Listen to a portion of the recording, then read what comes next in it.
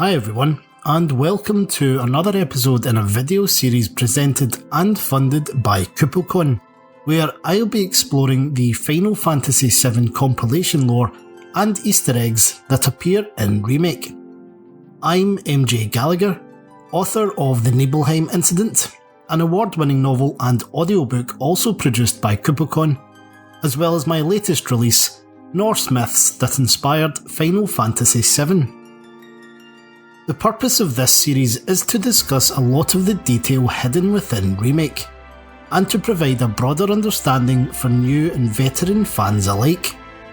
In the last episode, I covered the last part of Chapter 16, speaking about topics such as Professor Hojo's relationship to Sephiroth, the monstrous specimen HO512, Red 13's introduction to the story, and the effect Jenova has on Cloud.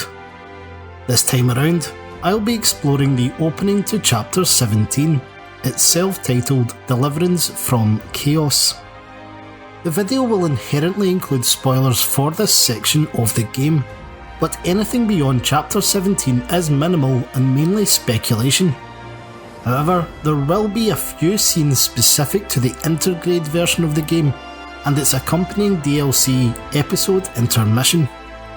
Also, if you're not familiar with the original Final Fantasy VII, there will very likely be heavy spoilers for that as well. Before we get going, if you're new to the channel, please don't forget to subscribe and hit that notification bell. Having lost consciousness when he experienced the Call of Jenova at the end of Chapter 16, Cloud wakes to find himself on the bed of a strange room. This is an obvious deviation from the old game, where the party are apprehended by the Turks, taken before President Shinra, then placed in a cell block. Cloud asks where the group are, and Aerith reveals that this is where she and her mother lived when they were still captives of the Shinra Company. The Flower Girl goes on to say that the room looks exactly the same as she remembers, indicating it hasn't changed since she was last here. It's been 15 years since Aerith and the Falna escaped from Shinra, and the details were something of a mystery until recently. The tale can now be found in Kazushige Nojima's official novel Traces of Two Pasts, with additional context provided in the short story Picturing the Past. The latter was also written by Nojima-san, and is available as part of the Remake's World Preview book.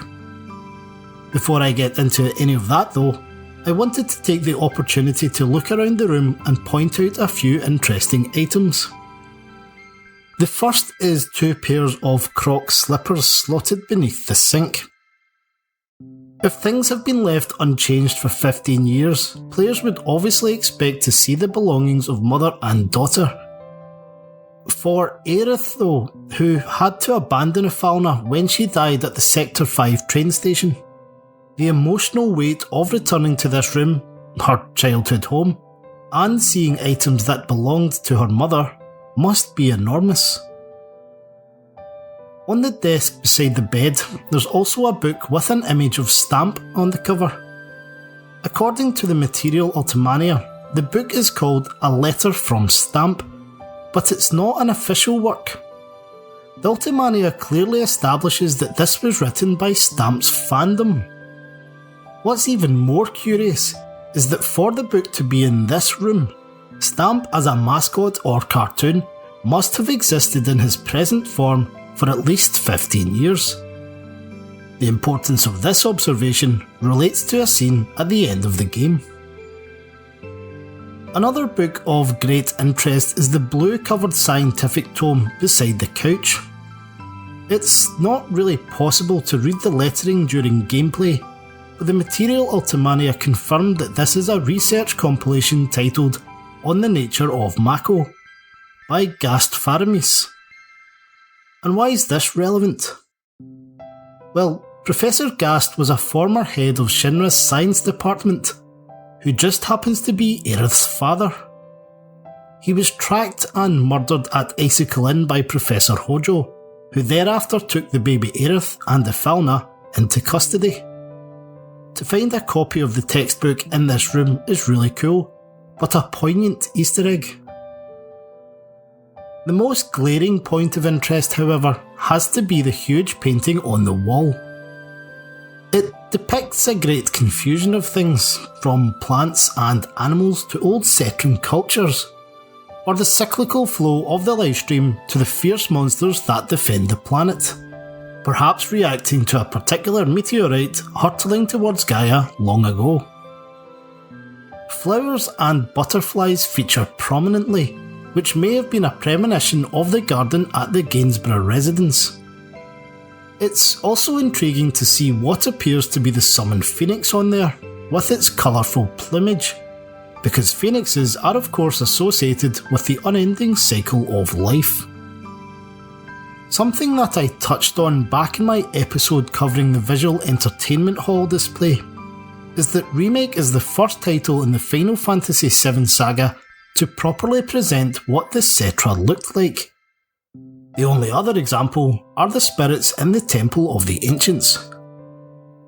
The 5 mage-like figures in the painting are comparable to the Cetran female in the virtual display, who produces an orb of materia from natural lifestream. It should be noted that these figures are wearing different coloured robes, and were likely associated with different types of magic, suggesting they had different roles, or even agendas, as part of historic Cetran societies. I personally hope future parts of the remake will expand on this. One of the most curious additions, in my opinion, is the Cosmo Canyon Observatory on the far left of the painting. It seems like an odd inclusion, given that neither Aerith nor Afauna, to the best of our knowledge, ever went there. However, this is no coincidence. The observatory, of course, belongs to Bugenhagen, a leading figure in the study of planetary life, known as planetology in Remake. Planetology teaches the ways of spirit energy and the lifestream, which are also heavily associated with the Cetra. In the original Final Fantasy VII, Aerith learns a lot about her ancestors from the Elders there, not to mention a brief explanation of why Professor Gast abandoned Shinra. This self-imposed exile is eventually how Gast came to meet Afauna at Icicle Inn.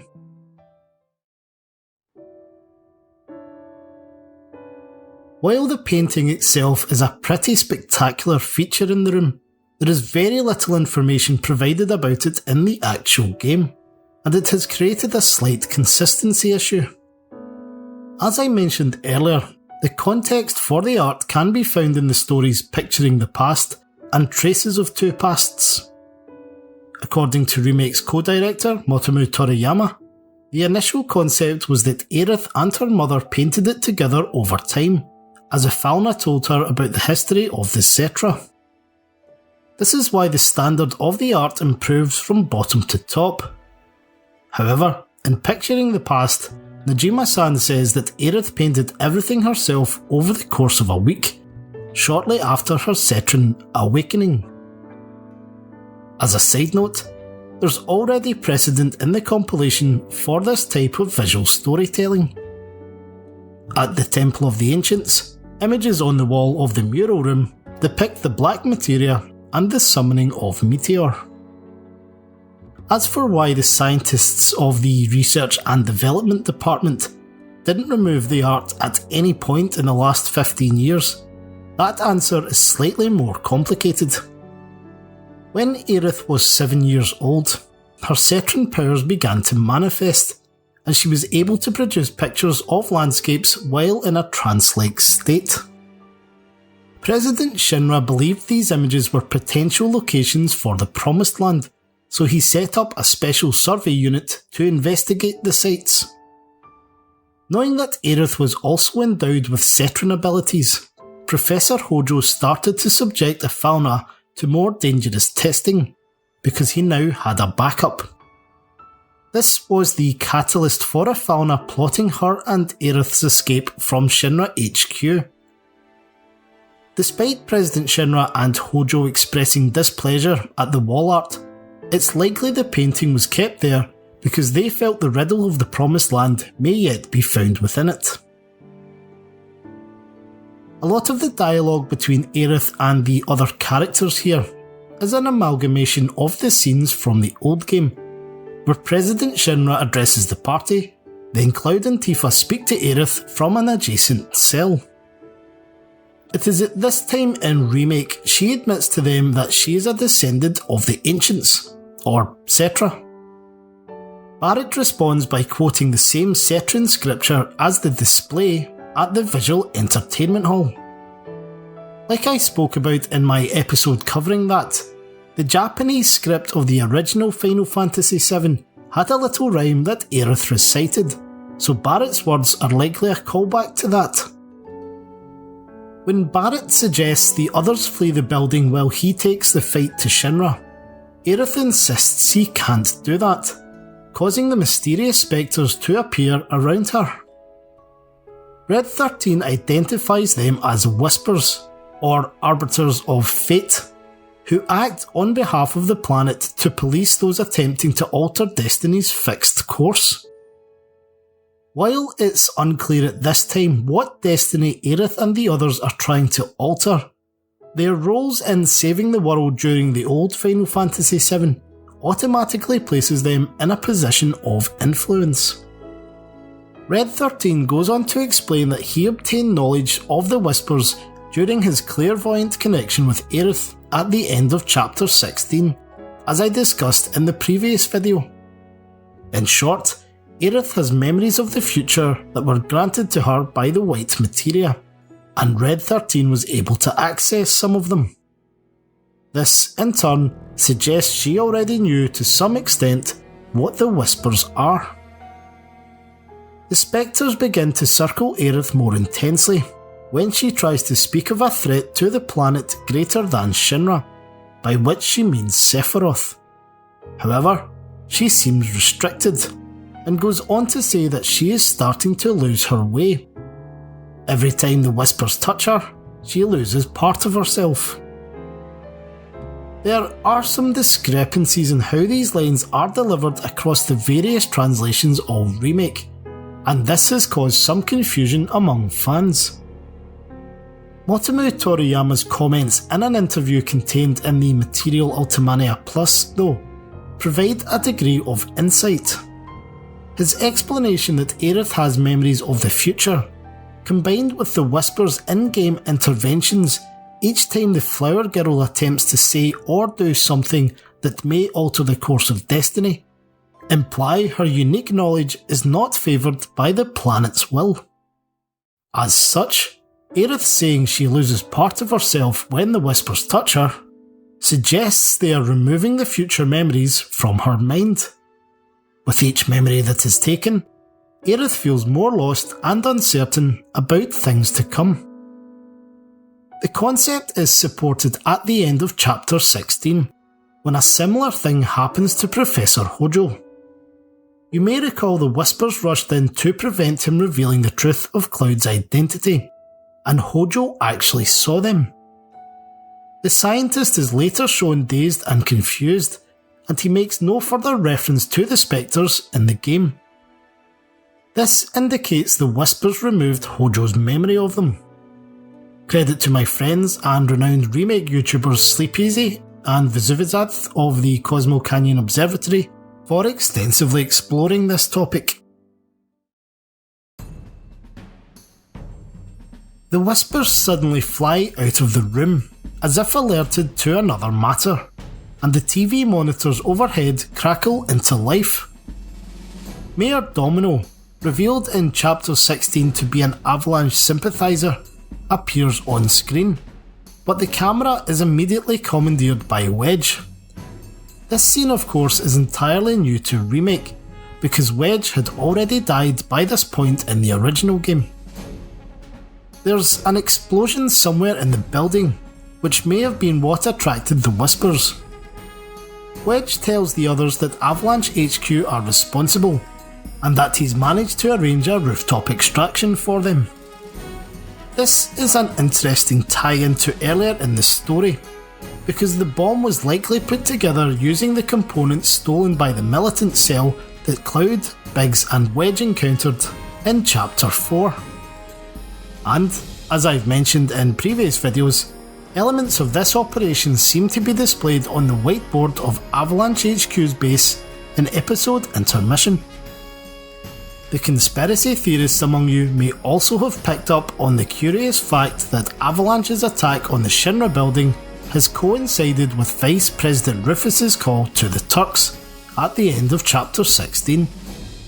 As I spoke about in depth in the last episode, Rufus and Avalanche have quite a bit of history together. Exiting into the corridor outside, we learn that Aerith's old room is located in the equivalent cell block to where the group is imprisoned during the original game, albeit the Remake's is on the 65th floor rather than the 67th. There's even a nice callback in that the unlocked doors have a blue light above them, while the secured ones have a red light. A not so nice touch though is that the name of the area in Remake is Specimen Enclosures, which says all it has to about how Hojo viewed Aerith and Afalna. This does not happen during your first playthrough, but Chadley will appear near the main elevator on the 66th floor of Hojo's lab if Chapter 17 is accessed for post-game content. Chadley reminds Cloud of his secret ambition to destroy Shinra from within, and reveals that he intends to free himself of Hojo's control. He means to do so by studying Cloud's combat data against some of the strongest virtual enemies Shinra has to offer, unlocking the potential in the blonde hero. All this is just the plot-relevant pretext for why Cloud and the others would participate in the combat simulator. It's a good bit of fun for players who enjoy an extra challenge or who wish to complete the game 100%. As well as battling the summon creatures again on hard mode, the simulator also contains the Malbra, a legendary Final Fantasy monster that cannot be found anywhere else in Remake. Arguably the biggest Easter egg to come out of the combat simulator though, is the final boss of the Top Secrets trial. This is the Pride and Joy prototype, a Shinra weapon that looks suspiciously like the Proud Claude, itself an enormous mecha operated by Scarlet and Heidegger in the old game. Quite simply, it is a prototype of the Proud Claude, as its Japanese name confirms. Those who have played the episode Intermission DLC will of course know that the actual Proud Claude is already being assembled. Anyway, while Remake's developers have admitted that the reward for defeating Pride and Joy prototype was a last minute inclusion, enough thought went into it to add value to the Super Boss Easter egg. I'm talking about the Gotterdamerung accessory, which allows the wearer to start every battle with a limit break. In the original Final Fantasy VII, the player is rewarded with the Ragnarok Swords when they fell the Proud Claude. In Norse mythology, Ragnarok refers to the apocalyptic events that wipe out almost all life in the 9 worlds. A retelling, or remake, of the Ragnarok myth forms the fourth and final drama in Richard Wagner's famous opera cycle Der Ring des Nibelungen, the last part of which is called Gotterdamerung. After Pride and Joy prototype has been defeated, Chadley joins the party in the combat simulator and reveals the truth about himself. He says he is not human, but rather a cyborg created to serve Hojo. The use of cyborg is intriguing because it suggests a broader purpose to having Chadley look like a human boy rather than a generic android. We could even go as far as to speculate who Chadley's silver hair might be based on. Hojo's son, perhaps? As was first highlighted to me by Vizuvizad of the Cosmo Canyon Observatory channel, Chadley is also surrounded by digital shapes here, which suggests he has either appeared as a visual projection using the technology of the simulator, or it symbolises that his emancipation from Hojo's control will be by digital means. This leads me very nicely onto the final topic in this video. During episode intermission, there is a scene set in deep ground between brothers Vice the Immaculate and Nero the Sable, two of the primary antagonists in Dirge of Cerberus. Vice is seated on his so-called throne, expressing derision towards Shinra's researchers for attempting to digitally replicate him. The corresponding scene appears at the beginning of Chapter 17, when the chapter is accessed for the first time in Intergrade for post-game play. Chadley informs Vice that he's been replicated in every way, and has even been enhanced. As much as facing off against Vice in the virtual arena is a huge novelty for many fans, it's not the first time it has occurred. In addition to Vincent's battle against him in Dirge of Cerberus, the multiplayer online mode of that game, available exclusively in Japan in 2006, allowed groups of players to take on Vice, in a selection of environments generated by the Deep Ground combat simulators. When Cloud and the others enter the simulator in Intergrade's Chapter 17, Chadley will appear and alert them to the existence of this new opponent. He admits he was uncertain about implementing Vice's digital data, and is even now unsure he made the right decision. This may be a meta reference to the developers being conscious that Vice and Nero's inclusion in episode intermission was likely to be controversial among fans. For the record, I thought they did a tremendous job. Also, for those unfamiliar with Dirge of Cerberus, or the lore attached to it, the reason Vice has the epithet of Immaculate is that he is the only soldier in Deep Ground who does not carry Genova cells in his body. In essence, he is pure. It is for this very reason that Hojo overthrows Vice's mind and takes control of his body in Dirge of Cerberus, because he could not awaken Omega inside a tainted host. As is to be expected, fighting Vice can be extremely challenging, particularly due to his speed and strength. The battle itself consists of 3 alternating phases, identified by the weapons he wields.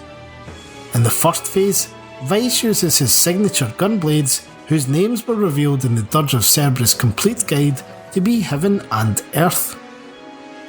During the second phase, he will switch to the enormous gun carried around by Azul the Cerulean in Dirge of Cerberus. Azul, of course, is another of the elite Deep Ground soldier unit, the Spheettes, just like Vice and Nero. Eagle-eyed fans may also have spotted that when Vice uses the weapon's unique abilities, a pair of glowing horns emerge from the barrel of its cannon. These are a reference to the behemoth horns of Arch Azul, his metamorphosed state, which, incidentally, can also be seen on the Type 0 behemoths of Remake, an enemy first fought in a cavern of the Deep Ground facility during Chapter 14. When Vice shifts to the third battle phase, he will adopt the double-bladed weapon belonging to Rosso the Crimson, yet another Spheette.